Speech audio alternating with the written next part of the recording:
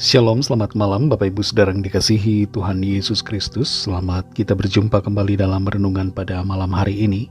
Doa dan harapan saya saudara semua ada dalam keadaan yang baik, sehat, penuh sukacita, dan selalu berlimpah dengan berkat Tuhan. Sebelum kita mendengarkan kebenaran firman Tuhan, mari kita berdoa. Bapa, dalam nama Tuhan Yesus Kristus, Tuhan dan Allah kami yang hidup, yang selalu mengasihi dan menyertai kami, terima kasih, kami bersyukur untuk penyertaan Tuhan di sepanjang hari ini yang telah memampukan kami melewati semuanya. Kembali saat ini kami mau mendengarkan kebenaran firman-Mu. Urapilah kami supaya kami mengerti dan mentaati akan setiap kehendak-Mu. Dalam nama Tuhan Yesus kami berdoa.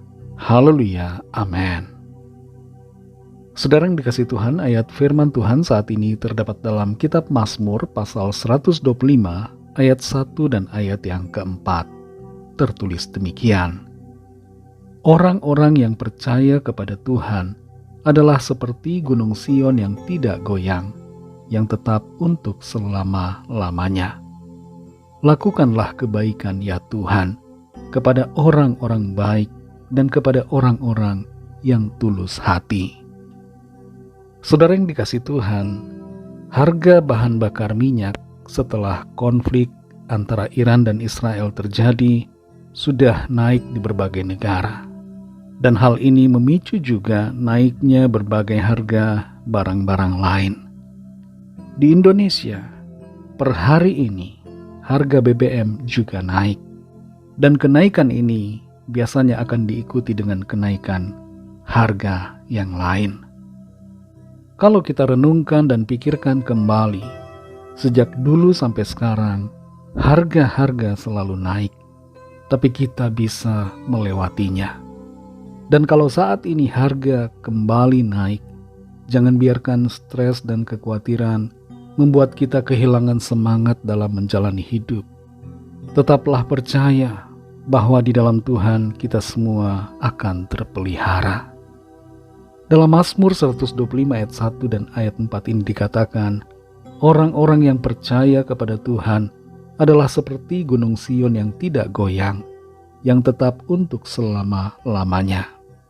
Lakukanlah kebaikan ya Tuhan kepada orang-orang baik dan kepada orang-orang yang tulus hati.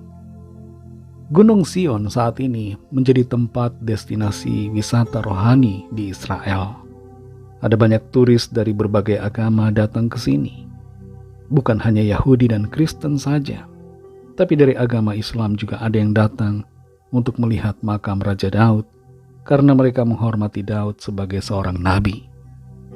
Dari atas Gunung Sion, pemandangan indah kota tua Yerusalem membentang dan dapat dilihat mata. Mazmur 125 ini diyakini ditulis oleh Raja Daud. Dan dalam ayat ini dinyatakan satu kebenaran tentang apa yang dialami oleh orang-orang percaya kepada Tuhan, yaitu bahwa mereka tidak akan goyah. Seperti gunung Sion yang kokoh dan tetap ada, demikian orang-orang percaya akan terpelihara. Gunung Sion digunakan di dalam ayat ini sebagai simbol dari keberlangsungan dan pemeliharaan yang dikerjakan Tuhan. Jadi kepada kita saudara, kepada kita yang membaca ayat ini, firman Tuhan memberikan kepastian bahwa kita akan selalu mengalami pemeliharaan Tuhan. Dan karena itu kita tidak akan goyah, sekalipun ada masalah dan tantangan, kesulitan ataupun kesukaran. Di bagian ayat yang keempat dikatakan tentang permohonan agar Tuhan melakukan kebaikan kepada orang-orang baik dan yang tulus hati. Permohonan ini pemazmur sampaikan karena adanya ancaman dari orang-orang fasik yang hendak menyerang mereka. Kita semua saudara hidup di dunia yang ditinggali oleh bukan hanya orang baik saja, tapi juga orang-orang yang punya pikiran jahat. Tuhan Yesus sudah menyatakan bahwa kita ini bagaikan domba yang ada di tengah kawanan serigala.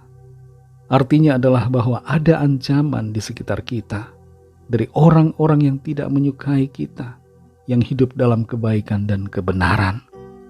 Itu sebabnya kita perlu berdoa dan berharap selalu kepada Tuhan, meminta perlindungannya setiap hari, agar kita dijauhkan dari segala mara bahaya dan niat jahat manusia. Dan kita juga perlu berjalan dalam hikmat dan tuntunan Tuhan, serta bersikap hati-hati dalam segala keadaan. Saudara yang dikasihi Tuhan, saudara dan saya, kita semua yang percaya kepada Tuhan Yesus adalah seperti Gunung Sion yang tidak akan goyah selama-lamanya, karena janji firman Tuhan yang melindungi kita, yang selalu berharap kepadanya.